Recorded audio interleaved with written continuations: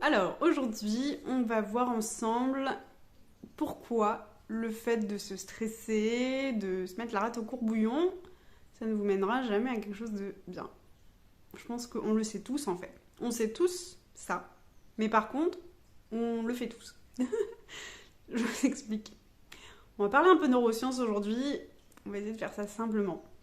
En fait, ce qui se passe, quand vous vous mettez dans un état de stress ou que vous essayez de faire les choses vite parce que vous vous dites que plus vous allez vite, plus vous faites de choses, plus vous allez créer contenu, plus vous allez faire de live, plus vous allez faire de vidéos. Du coup, ce sera mieux. En fait, on oublie une loi essentielle qui dit qu'en fait, il n'y a pas que par la matière ou dans la matière qu'on peut obtenir les choses. Et c'est hyper important de comprendre cette dimension-là. Moi, je sais que je ne l'ai pas tout de suite compris et à partir du moment où je l'ai compris, ça a changé beaucoup de choses. Donc c'est pour ça que j'ai envie de vous en parler aujourd'hui. En fait, quand vous êtes dans une posture où vous êtes en train de vous stresser, vous êtes en train de vous dire que vous faites les choses pas assez bien, etc., vous faites quoi en fait? Vous êtes dans une répétition d'un schéma que vous avez déjà exploité par le passé. C'est peut-être quand vous étiez salarié, c'est peut-être quand vous étiez à l'école, ça peut être ces choses-ci. Et en fait, ce qu'il faut savoir, c'est que l'être humain, il fonctionne comme ça. En fait, on acquiert à un moment des habitudes, et ces habitudes, en fait, à force d'être répétées, elles deviennent partie intégrante de notre personnalité. Le problème, c'est que quand on répète un mécanisme qui a fonctionné dans le passé et qui ne nous a pas forcément amené vers des résultats qu'on espérait, eh bien, on a de fortes chances que si on répète ça, on ne va pas arriver à nos résultats. En fait, quand vous êtes... En fait, c'est ça, hein. Si on devait le résumer plus simplement, si... J'ai pas envie de vous dire de bêtises. Attendez, je réfléchis de comment je peux le formuler bien.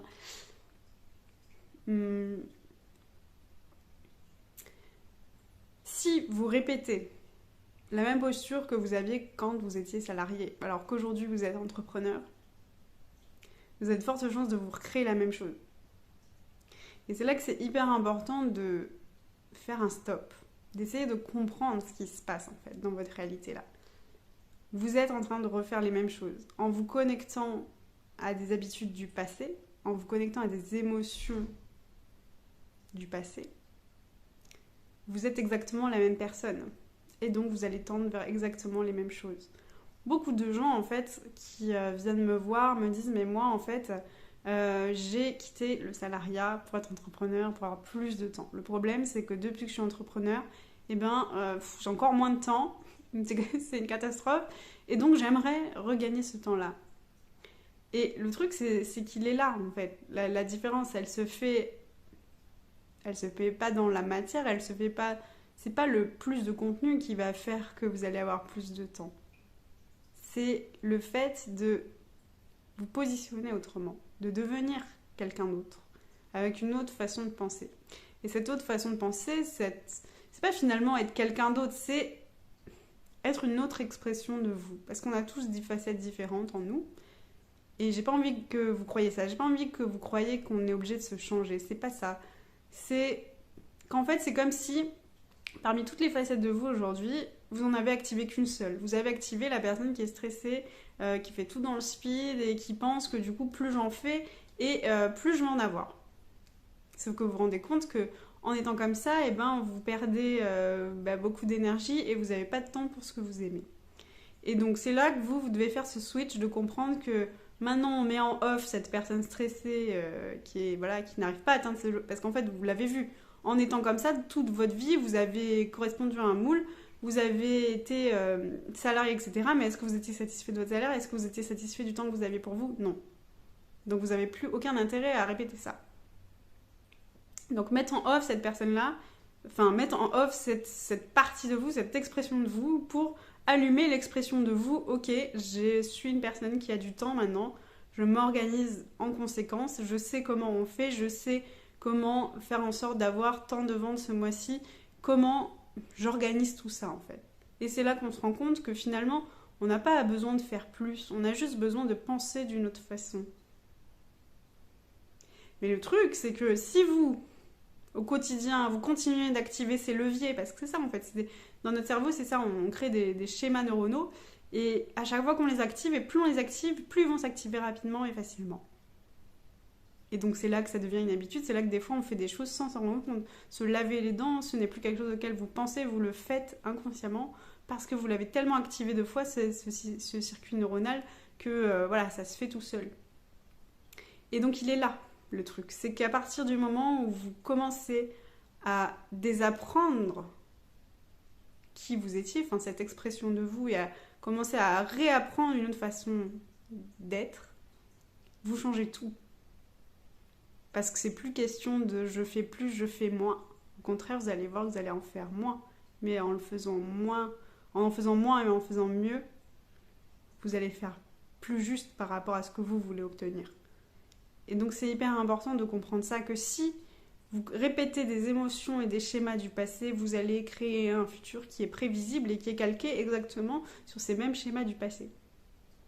Donc dès à présent, je vous invite vraiment à vous poser la question de comment je pourrais faire autrement.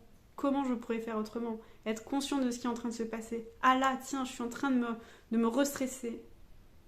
Comment je peux faire autrement? Comment dès aujourd'hui je peux faire autrement?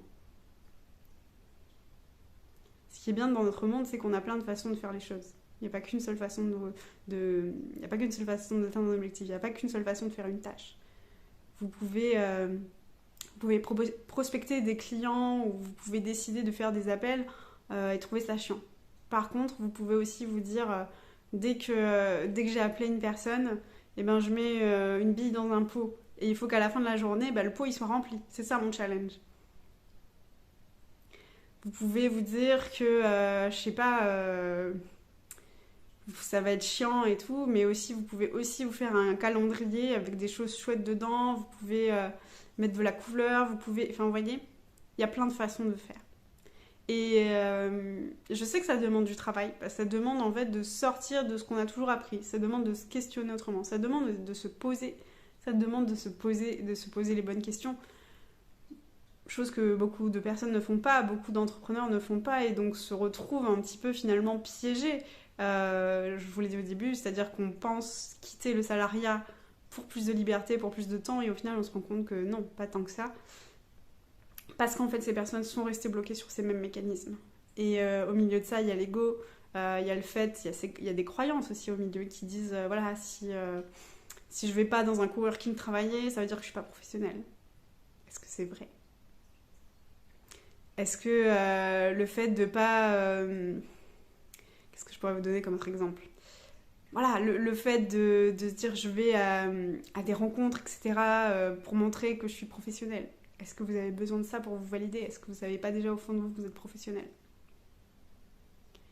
Et dès qu'on se pose ces questions, qu'on commence à déconstruire un petit peu ce qu'on a toujours appris, on se rend compte qu'il y a plein de choses qu'on faisait et qui n'ont plus lieu d'être. Et que, en fait, le cœur de notre message et de ce qu'on veut transmettre, il est dans certaines petites choses. Et c'est ces petites choses sur lesquelles il faut miser. Voilà pourquoi je voulais vous parler de ça, parce que ça me semble hyper important. Je sais que le stress, le fait de travailler trop, le fait de ne pas avoir assez de temps pour soi, pour sa famille, pour son chéri, pour ses amis, c'est quelque chose qui empêche beaucoup de gens, qui ne sont pas épanouis. Et je trouve ça bien dommage justement d'avoir quitté quelque chose pour pouvoir aller vers mieux et qu'au final vous vous retrouvez avec, pas pire, mais quelque chose qui ne vous satisfait pas encore. Et encore une fois, vous êtes le moteur de tout ça, donc c'est à vous de vous poser ces questions, c'est à vous de travailler en conscience et d'essayer de comprendre ce qui se passe. J'essaierai de vous faire une autre vidéo où on pourra explorer ce concept plus en détail, parce que c'est quelque chose d'assez complexe finalement. Ça demande de comprendre certaines bases, certaines choses, et je ne peux pas tout vous dévoiler en 5 minutes, mais en essayant de faire des choses simples.